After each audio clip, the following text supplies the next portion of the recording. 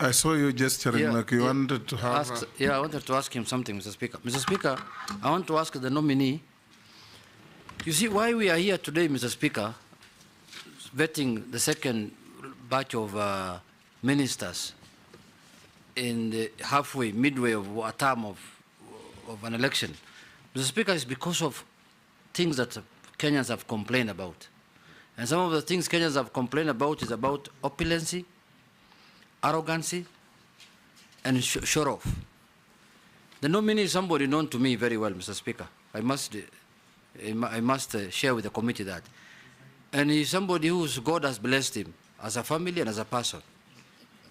He's a man who loves fine things of the world. Now you are becoming a CS. What are you going to do? God's blessings are not limited to people who love fine things of the world. Yes, but for him, that's how he has enjoyed it.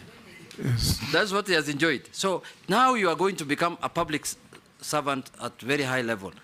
How are you going to define that line of your private life and your public life? Because Kenyans don't want any opulence at the level of the job that you are being interviewed for here. Thank you, Mr. May I? Kenyans are not against opulence, they are against show-offs. Show-offs, yes. Yes, show-offs. Yes. Yes, George? Thank you, Mr. Speaker. Mining research is not quite prominent in the country, but I'm now informed that some universities have actually started offering courses in mining, and they're doing lots and lots of research. My own university, Tharaka, is doing it. Confirm that if this committee, if the House approves you and confirms you, you will actually collaborate with the various universities in the country so that we have better research and better studies, including absorbing those who are studying mining, so that we have local experts. We don't have these foreigners coming from all over pretending to be the experts and cutting away our minerals. Running out of time, but Kosing? Mr. Speaker, just one thing, Mr. Speaker, I forgot. Also about fishermen who are being arrested in Lake Victoria, going to Uganda, by Ugandan government. What are you going to do about it? They are suffering. Last time, he has answered. He answered that. Posing? I can bring mine later. Pardon? He will not come back? No, not oh, pardon? It's not for him. Okay, it's not for him? Yes. Okay, fine. Honorable Speaker. Nominee, can I beseech members, we stop here? Yes. We have 4 others waiting. If it's burning, Rahab, I'll give you one. If you're asking about your question, it was answered when you are out. It's not about my question. I was just asking about the gender imbalancing in the fishing industry. What he'll do so that women can be involved. He said that thousands of women handling fish when it lands on the beaches. I thought, yes. Pardon? But okay. Take the question and answer the honorable member about gender parity in the industry. Okay. So, Mr. Speaker, the first issue was by Honorable Mesa on some mining that around the border area that is contested.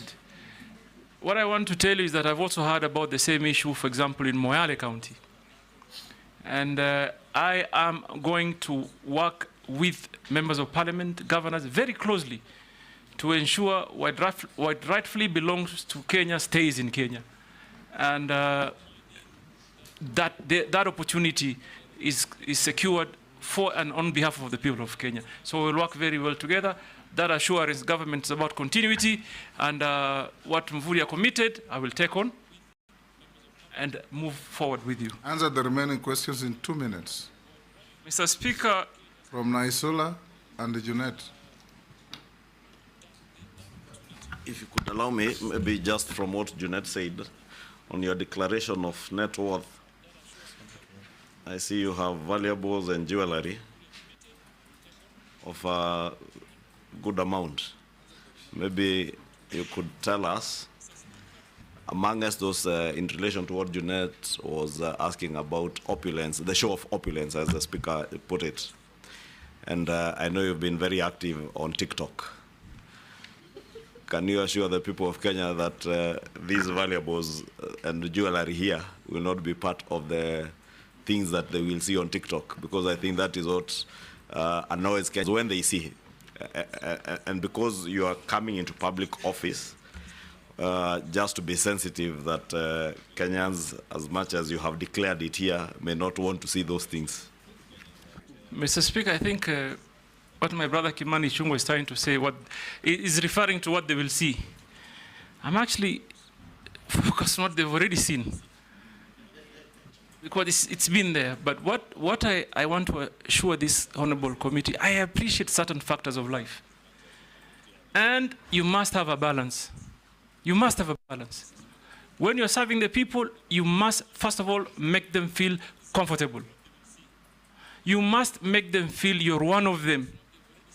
So opulence for me, no. When I'm working, I am working. When I'm enjoying myself in my own setup at home, that's fine. That's another story. But when I'm going to the Kenyan people, my dedication is to work for them. And my experience, Mr. Speaker, tells it. I have, thank God, been elected 3 times. 3 times. And I thank God also, for example, you asked of the valuables, jewelries. Largely, I'm talking about watches. And I've been wearing even before I became Member of Parliament, long before. But I know how to balance. I don't have to wear it so I can show off. For what? What value will it give to anybody? So I enjoy wearing it. Even this morning I was debating, should I wear a watch? Shall I not? Really, and it was a big debate there at home. I said, nitaficha tu kwa hii. I don't have to show it off. I'm sure it is only now you are realizing I was wearing a watch. So show off for me there's no way I'm going to show off, Mr. Speaker. That I can assure you. Mr. Mheshimiwa Naisula.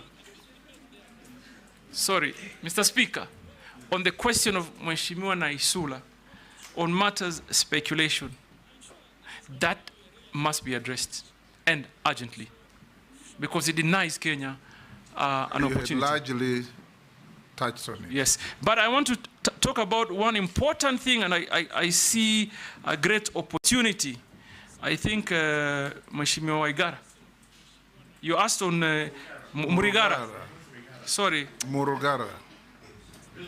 Murigara. George, Sir George, on your question on training for mining, how do we achieve, for example, how do we attain 10% contribution GDP? We must do what other countries did, train our people. There's also an opportunity. If you went to some countries, you will see a mining bank, a bank that focuses only on mining. Yes. So for us to achieve all that, real work must be done. And I want to assure you, it begins with capacity building. We must train the people. So, Mr. Speaker, on Junet, it's again opulence and show off banner. I don't need to show off. What you have, you have. What you don't, you don't. And you should be cautious of others. You should be cautious of others. We should end there. Showing off actually is a sign of inferiority complex. But I wanted to end with the one comment on Junet. I heard him yesterday say something. I heard him say that being rich is not a crime. And also I heard him say, I don't know whether Kimani Ichung'wah shared his audited account. I heard him say Kimani Ichung'wah is worth 5 billion shillings. So, brother... Kimani contested that he had understated that's what I heard yesterday. Yes. I mean, I saw it on TV somewhere. So I end here, Mr. Speaker. So I had a formal, like a point plan, Mr. Speaker. But Speaker, you must tell the nominee, just like him, I don't show off. In fact, nobody can tell that you are worth anything.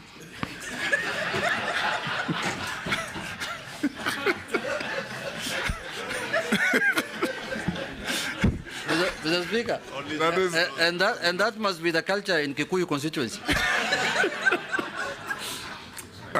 Nominee, we're coming to an end. Naisula has asked me to remind you to respond to the issue of your public statement never to talk to your appointing authority. Although I told you that It's okay, Mr. only Speaker. fools don't change their mind, but in Naisula I would want the public to hear from you.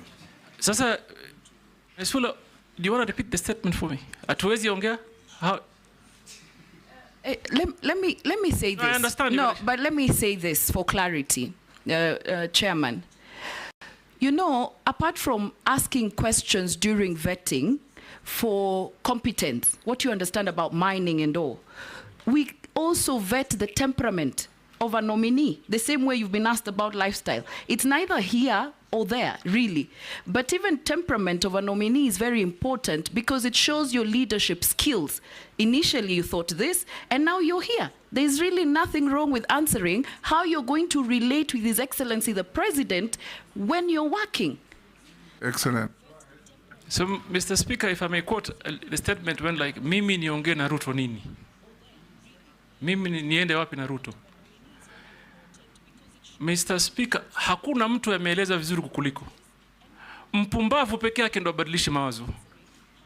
Mtu mpumbavu. Pili, hii ni clarion call to serve the country. I have been a great critic of this government, like others I did before. Now I've been given an opportunity. An opportunity has been availed to me to come and create that difference that I've been talking about all this time. And that is exactly what I'm going to do. Bring new energy, new ideology, new thinking, because after all of us are serving one nation, one people. Well put. That will do. Other members, now nominee, we are coming to an end. Most of the people, members of the public sending in questions, all oscillate around what will you do to create safety in the mines? What will you do to protect the population from disused mines? What will you do to protect our fishermen from harassment by neighbors?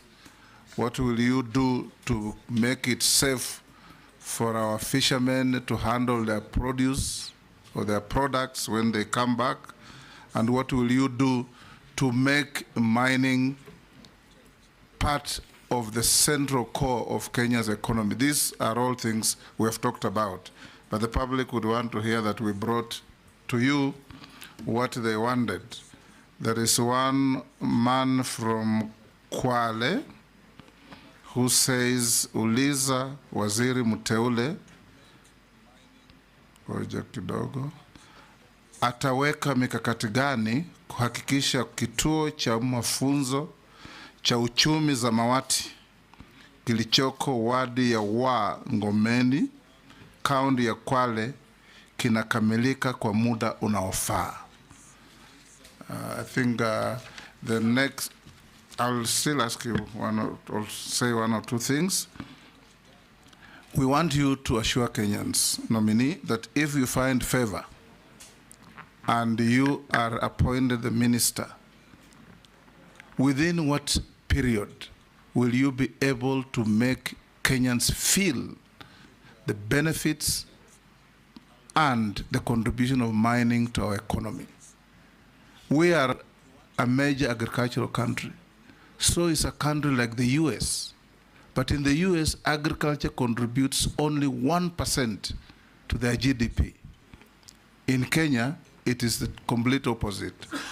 And they do that because they are in manufacturing, in mining, value addition, and all those good economic activities. Secondly, ensure that Kenyans participate in this exciting new economic venture. Assure Kenyans that you are not going to be, if approved, to be working for international conglomerates to come to Kenya, appear to be generating economic activities but taking away all our wealth. We want to see mining being part of the central feature of our economy.